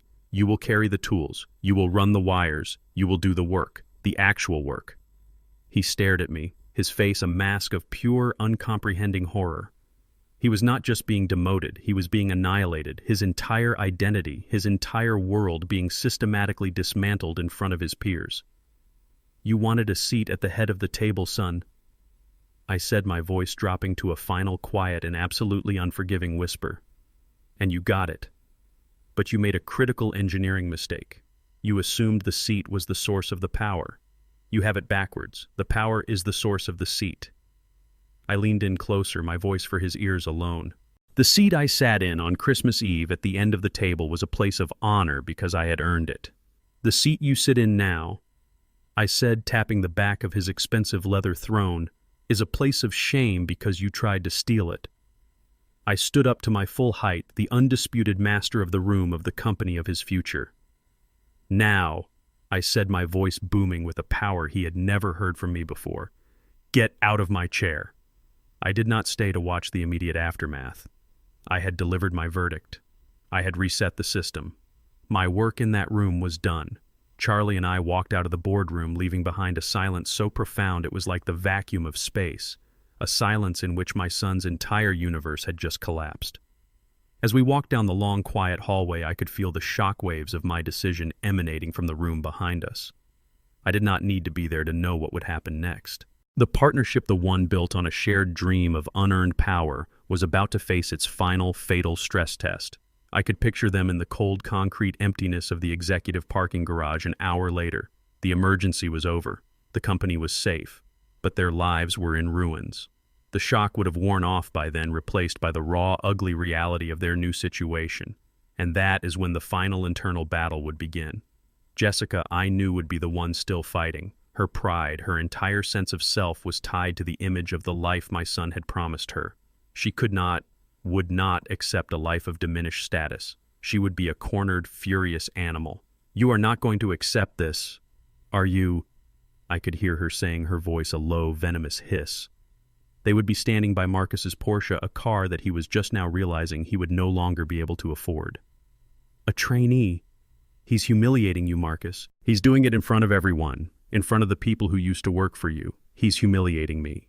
My son, I imagined, would be a hollowed-out man. The arrogance, the confidence, the entire carefully constructed persona of the powerful CEO had been systematically dismantled and stripped away in that boardroom, leaving behind only the raw, terrified, and deeply ashamed man beneath. "What do you want me to do, Jess?" he would ask, his voice empty, defeated. "We fight him," she would snarl, her eyes blazing with a furious, impotent rage. "We get a lawyer. My father will give us the best lawyers in the city. We sue him for wrongful termination for emotional distress. We tell the world what a cruel, vindictive monster he is. We do not let him win. And for the first time perhaps in his entire life, my son would see her for who she truly was. Not a loving, supportive partner, but an ally whose loyalty was conditional, an ally who was only interested in a winning side. He would look at her, and he would see the same cold, ruthless ambition that had led them to this very disaster. Fight him with what, Jess? He would ask, his voice a dead flat monotone. With what money, with what power did you not see what he just did? He turned off the entire company with a few keystrokes from his study. He controls the servers, he controls the bank accounts, he controls the board, he controls the story. He's not a man, Jess, he's the system, and he just reminded us that we are nothing but a minor correctable error. So that's it? She would scoff, her voice dripping with contempt. You're just going to give up. You're going to put on a hard hat and a pair of work boots and pretend to be a common laborer. For him, after what he did to us, to me. My father was right about you. You're weak.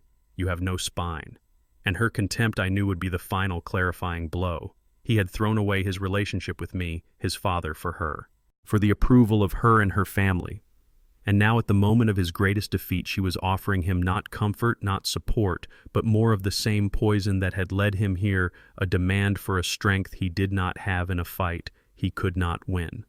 He was faced with two choices. He could follow her into a noisy, expensive, and ultimately doomed legal battle, a final public act of defiance that would end in his total and complete annihilation, the empty freedom of total ruin. Or he could accept the humiliating, soul-crushing terms his father had offered him, the difficult, shameful, and perhaps redeeming bondage of starting over. It was the first real choice he had ever had to make in his entire life, a choice between a proud death and a humble life. I could see him standing there in the cold, concrete silence of the parking garage, the ruins of his life at his feet. He would look at her beautiful, furious, and utterly unforgiving face. And then he would look at his own two hands, the soft, smooth hands of a man who had never had to build a single thing in his life, and he would make his choice. Yes, he would say, his voice a quiet, broken whisper. I am. It's the only thing I have left. It's the only way to start again. The look on Jessica's face would be one of pure, unadulterated disgust. This was not the man she had married. The powerful, confident CEO was gone, replaced by this broken, pathetic creature who was willing to accept humiliation. I'm done, Marcus, she would say, her voice as cold and as final as a tombstone. I didn't sign up for this. I didn't sign up to be the wife of a trainee. She would turn her heels, clicking an angry staccato rhythm on the concrete, and she would walk away, pulling out her phone to call her father, to call a car, to call anyone who could get her away from the stench of this failure. Marcus would be left alone in the parking garage, a man who had lost his company, his wife, his fortune, his status, and his pride, all in the space of a single terrible morning. He had lost everything. But in choosing to stay, in choosing to work, in choosing the hard, humiliating path, perhaps, just perhaps, he had finally found a chance to gain the one thing he had never truly had himself. I was not there to see it. I had delivered my verdict, and as a good judge does, I had left the courtroom to allow the sentence to be absorbed. But I knew my son, and I knew the woman he had married, and I knew with the grim certainty of a historian predicting the aftermath of a failed coup what that final private confrontation in the parking garage must have been like. They would have stumbled out of the elevator into the cold concrete emptiness of the executive parking garage, the silence of the space a stark contrast to the ringing in their ears. The shock of their public annihilation would have been wearing off, replaced by the raw, ugly reality of their new situation. And that is when Jessica's terror would have curdled into its final, most potent form, contempt. You are not going to accept this, are you? I could hear her saying, her voice a low, venomous hiss. They would be standing by Marcus's Porsche, the sleek black symbol of a life that was now officially over. A trainee. A common laborer. He's humiliating you, Marcus. He's doing it in front of everyone who used to work for you. He's humiliating me. My son, I imagined, would be a hollowed-out man. The arrogant, confident mask of the CEO had been systematically dismantled and stripped away in that boardroom, leaving behind only the raw, terrified, and deeply ashamed man beneath. "What do you want me to do, Jess?" he would ask, his voice empty, defeated. He won. It's over. It is not over. She would snarl, her eyes blazing with a furious, impotent rage. "We fight him. We get a lawyer. My father will give us the best lawyers in the city. We sue him for wrongful termination, for emotional distress. We tell the world what a cruel, vindictive monster he is. We do not let him get away with this." And for the first time perhaps in his entire life, my son would see her for who she truly was. Not a loving, supportive partner in life, but a ruthless business partner whose only interest was in a profitable outcome. He would look at her beautiful, furious face, and he would see the same cold, reptilian ambition that he had seen in her father's eyes, the same ambition that had led him to this very disaster. Fight him with what, Jess? He would ask, his voice a dead, flat monotone. With what money? With what power? Did you not see what he just did? He turned off the entire company with a few keystrokes from his study. He controls the servers, he controls the bank accounts, he controls the board, he controls the story. He controls reality. We have nothing. We are nothing. So that's it, she would scoff, her voice dripping with the contempt of a woman who has just discovered her prize racehorse has a broken leg. You're just going to give up. You're just going to put on a hard hat and a pair of work boots and pretend to be a common laborer for him, after what he did to us, to me. My father was right about you. You're weak. You have no spine. Her contempt, I knew, would be the final clarifying blow. He had thrown away his relationship with me, his own father, for her, for the approval of her and her family. And now, at the moment of his greatest defeat, his most profound humiliation, she was offering him not comfort, not support, but more of the same poison that had led him here, a demand for a strength he did not have in a fight he could not possibly win. He was a man who had been given a kingdom and had lost it all before lunch, and he now stood at a crossroads with two paths before him. The path his wife was offering, the path of flight, of blame, of a noisy, expensive, and ultimately doomed legal battle, a path that led to a life of bitterness and ultimate obscurity. Or the path his father had offered, a long, hard, and deeply humiliating road of work, a road that began at the very bottom, but a road that just maybe led back to himself. It was the first real choice he had ever had to make in his entire life, a choice between a proud death and a humble life. I did not know which path he would choose. The man he had become, the man who had pushed me on Christmas night, would have chosen to run. But I had to hope for his mother Lena's sake that a small, forgotten piece of the boy he once was, the boy who had been so proud of his first summer job on a construction site, was still in there somewhere. In my mind, I see him standing there in the cold, concrete silence of the parking garage. He looks at her beautiful, furious, and utterly unforgiving face. He looks at the Porsche, the symbol of the lie he had been living, and then he looks at his own two hands, the soft, smooth, uncalloused hands of a man who had never had to build a single thing in his life. And he makes his choice. Yes, he would say, his voice a quiet, broken whisper that was somehow stronger than all his previous shouting. I am. It's the only thing I have left. It's the only way to start again. The look on Jessica's face would be one of pure, unadulterated disgust. This was not the man she had married. The powerful, confident CEO was gone, replaced by this broken, pathetic creature who was willing to accept humiliation. I'm done, Marcus, she would say, her voice as cold and as final as a tombstone. I didn't sign up for this. I didn't sign up to be the wife of a trainee. She would turn her heels, clicking an angry staccato rhythm on the concrete, and she would walk away, pulling out her phone to call her father, to call a car, to call anyone who could get her away from the stench of this failure. Marcus would be left alone in the parking garage, a man who had lost his company, his wife, his fortune, his status, and his pride, all in the space of a single terrible morning. He would have nothing left, except a choice, and in that moment, I imagine he would have taken out his own phone. He would scroll through his contacts past the names of his powerful fair-weather friends until he found the name of the man who was now his boss, Dave, the operations manager, and he would make the call. Dave, he would say, his voice quiet, broken, but clear. It's Marcus, my father. He said the Sterling Tower project is my first assignment. What time do I need to be on site in the morning? He had lost everything. But in choosing to stay in, choosing to work, and choosing the hard path, perhaps, just perhaps, he had finally found a chance to gain the one thing he had never truly had himself. 1 year later, the world had turned. Christmas Eve arrived again, not with the cold, tense dread of an impending war, but with the quiet, peaceful rhythm of a company and a family that was slowly, carefully healing.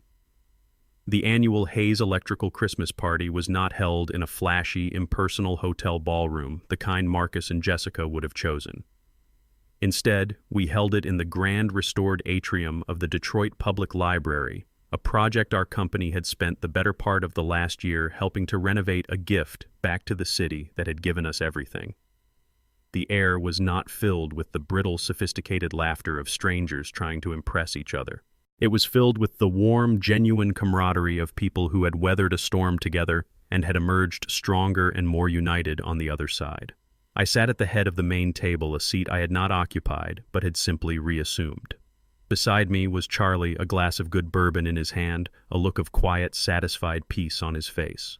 The chair on my other side, the one that had once belonged to my wife Lena, was empty. It would always be empty. But for the first time in a long time, the emptiness did not feel like a void. It felt like a quiet, respectful space, a testament to a memory that was now finally safe. I looked out across the crowded room. I saw our employees, our engineers, our electricians, and their families, all of them laughing, eating, celebrating a year of hard work and renewed success. The company was smaller now, leaner. I had trimmed the fat, the unnecessary executive positions, the bloated marketing budget. We were no longer focused on image. We were focused once again on the work, and the work was good. And then I saw him, my son.